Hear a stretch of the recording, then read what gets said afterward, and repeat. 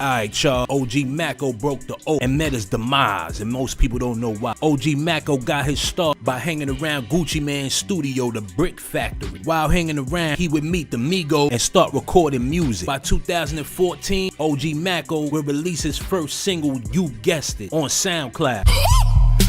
You guessed it. After J. Cole caught wind of this song, he started putting people on who OG Maco was. You know what I'm saying? People fuck with my music if it's a big artist and with my like 2 Chainz doing, you know what I'm saying? Or like J. Cole did, like way in the beginning. You know, people don't know about that but J. Cole talked to me a long time ago.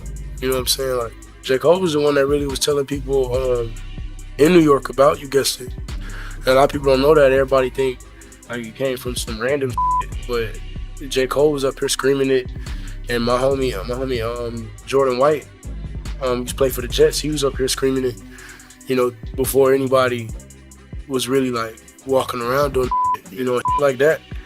That's cool, you know what I'm saying? But all that extra ain't with all that. Once he got a name, he got into some beef with Tax Stone and Manolo Rose. He claims that Manolo Rose stole one of his songs. It's not similar. That's like saying Iggy Ma is similar to You Guessed It.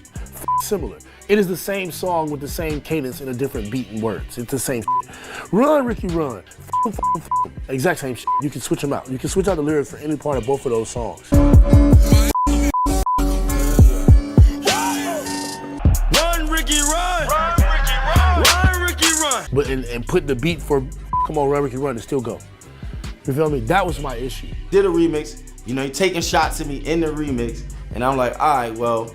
All right, cool. You know what I'm saying? Because I understand how the rap and shit go. You know what I'm saying? I understand it. It's not real. It's not like real beef. Like people be hearing shit and they think it's like real drama. Like it was just he kept throwing shots at Manolo. Like he remixed Run Ricky Run and was throwing shots at him on the record. You know what I mean? And then he like did other shit. So what I started doing was I just was watching him from afar, just watching what type of person he is. And I'm like, yo, this kid got issues, I could tell. So that's why I was telling people, yo, f him, we not gonna worry about him. Long story short, we went to Texas. We see these dudes in a dark alley. We deep, they deep. They don't want nothing. It's kumbaya, my lord. Let's get up, let's do a record, all of this shit. Shortly after being frustrated with the music business and his shady deal, he would rant on Twitter and disrespect many artists. In one post, he exposed Future and broke the oath. He said, I love Future, but I also understand Future has destroyed countless lives by making it cool to be a drug addict. 56 Zans isn't cool. After being way too outspoken in the industry, all eyes was on OG Maco. He would make a public statement saying how he was tired of black people being exploited. This made the higher-ups even more mad. I just had a real problem with black people being exploited again. You know, just over and over again. We just get exploited. And I just decided to say something about it. They doing it, but they don't realize it's mocking us. You know what I'm saying? It's just like all these people that hit me up and like, oh, so only black people can wear grills? No, not only black people can wear grills, but when you wear a grill, let's not be a to act like you're not reminding everybody around you of black people. You know what I'm saying? It's not like you're seeing these white boys in corporate offices walk into their cubicle with a grill on. Since when was that? When has that been going on? Never. I'm not saying we're the only ones that can do it, but don't act like it's not us. It's us. We're the reason you want to wear a grill. It's like the Kylie Jenner shit. Why the f you think she want these big ass lips? You know why she want these big ass lips. You know why they want these fat asses and all that shit now. We know why. But how long are black people gonna be black people and get shunned for years, and then as soon as white people think it's cool, they come take it? Or Asian people think it's cool, they come take it? How long? You know what I'm saying? Like, and we don't say shit. Why? Because they kill us when we say it? F it, I don't care. It's the truth. They take all our shit. Everybody take all our shit, our whole culture, and then we get nothing for it. Not only do we not get any money for a conversation, they act like we didn't even make it. Like, but I mean, that's history too, right? That's what's been colonization. That's what's been going on. So it's not that we surprised. It's just fed up. That's all. Once they started to see OG Maco was a loose cannon, his record label QC blackballed him. QC still, or is that relationship a little? What happened? I don't talk to them, but I'm explaining this in a way where it's understandable. From a business aspect, I understand that they tried to freeze your career at a certain point. But let's look at it at the facts, right? What artists do you know that hit like I hit that never went on tour with a major artist? I mean, never. Like, not even one. What artist did I go on tour with? But None. what was the motivation on their part, do you think, to hold your career back? Was it the fact that you were just volatile, that you weren't easy to get along? I think I was too rambunctious. Right.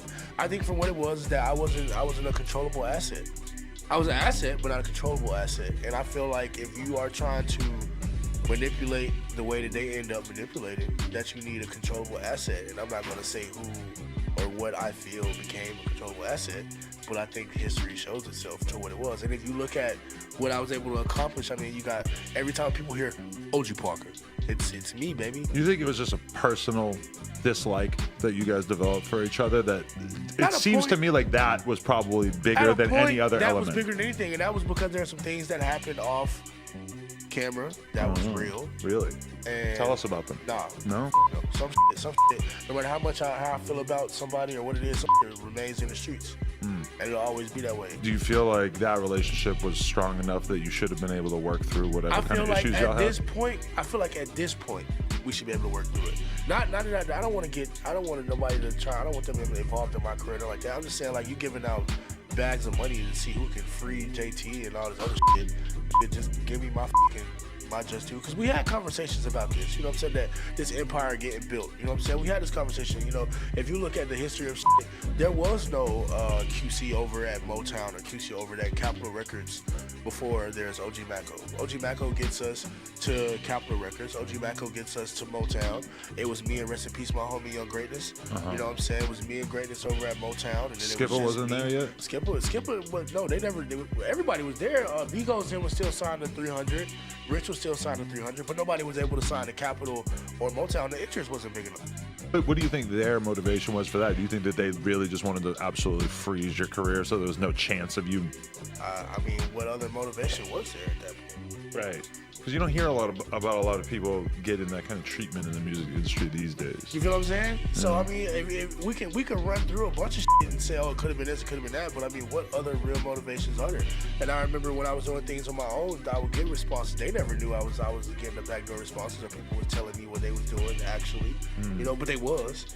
And I found out when there was certain magazines that wouldn't pull me up or talk about me or speak on me because of certain things. They was in fear of the relationship with QC falling apart, so they wouldn't talk about me. You know what I'm saying? Or certain artists that everybody like they harm, they really niggas because they wouldn't say certain shit because they was so afraid. Oh yeah, QC won't fuck with me.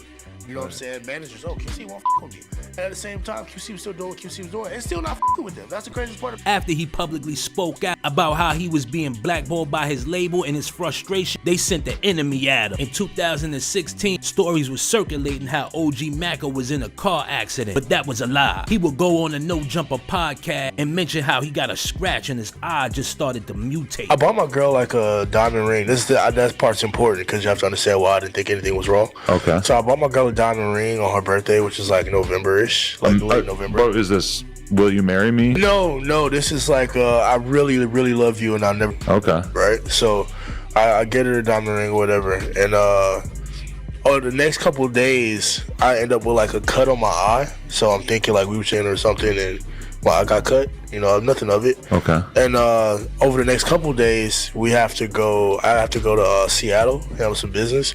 So I get to Seattle and everything's cool. And then like later that night, it feels like, you know, like you get like a hair or something stuck in your eye, trying to wash it out. So I'm spending all night out and nothing's moving, right? So it's that.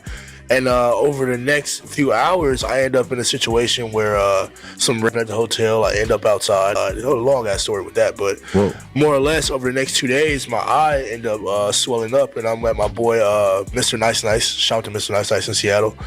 He ended up at his house, and my eye swells up to like the size of baseball. After the industry ruined his career and public image, OG Maco was finally frustrated. On December 12, 2024, OG Maco took his fate in his own hand. He died at the age of 32. Let me know what y'all think. Did OG Maco break the oath, or did the industry bring him down? Leave your comments below.